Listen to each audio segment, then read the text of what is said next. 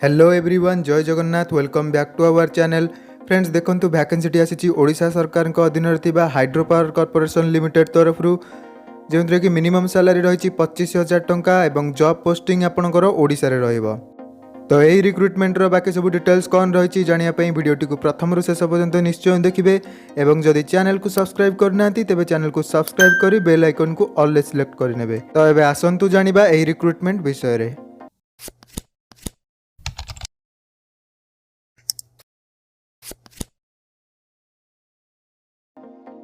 Friends, organisation name रही Odisha hydro power corporation limited एवं post name जदि आम देखा जो सब पोस्ट पर वैकेंसी आसी से गुड़ाक इलेक्ट्रिकल ट्रेनिंग जो रही operator electrician and lineman, mechanical training जो रही ऑपरेटर एंड फिटर, देन रही welder training, crane operator training, wireman training and store keeper training. यही सब पोस्ट गुड़िक रिक्रुटमेंट आसी टोटाल वैकेंसी रही 157 टी। एथिरे अप्लाई मोड रही ऑनलाइन, माने ऑनलाइन माध्यम आप अप्लाई करेंगे। जॉब लोकेशन जमती कि आप जानते ओडिशा रे रहिबो।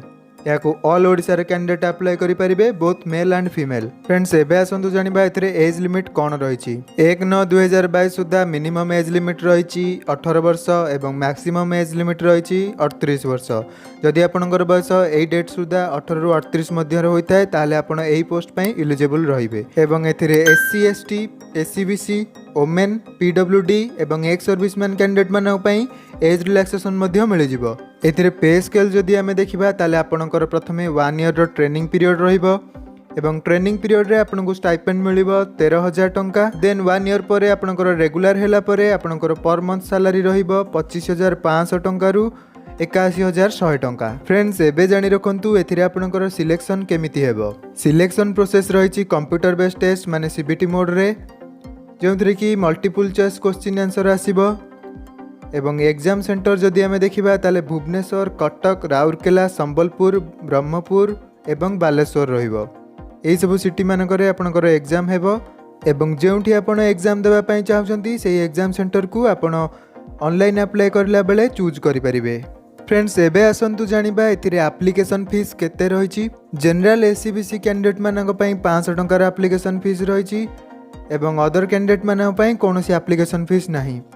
पेमेंट मोड रही ऑनलाइन, आपण डेबिट कार्ड, क्रेडिट कार्ड एवं इंटरनेट बैंकिंग माध्यम रे ऑनलाइन पेमेंट करि परिबे। फ्रेंड्स, एबे ही रिक्रुटमेंट रो किछि इंपोर्टेंट डेट विषय रे जानि रखंतु।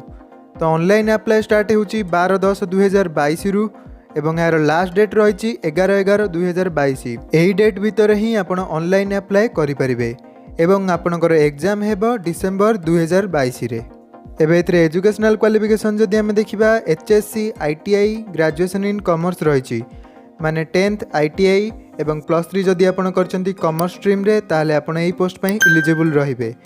एही सबुरो डिटेल्स आपण को ऑफिशियल नोटिफिकेशन रे मिलि जिवो, जाको आपण एही वीडियो रो डिस्क्रिप्शन बॉक्स को जाई इजीली डाउनलोड करि परिबे एवं आपण यार ऑफिशियल वेबसाइट मध्ये विजिट करि परिबे। ऑफिशियल वेबसाइट रही www.ohpcltd.com। यही वेबसाइट को विजिट करी ए रिक्रुटमेंट विषय रे आपण डिटेल अधिका जानि परिबे। एही वेबसाइट रो डायरेक्ट लिंक मध्य आपण को एही वीडियो रो डिस्क्रिप्शन बॉक्स रे मिलि जिवो, आपण चाहिले विजिट करि परिबे।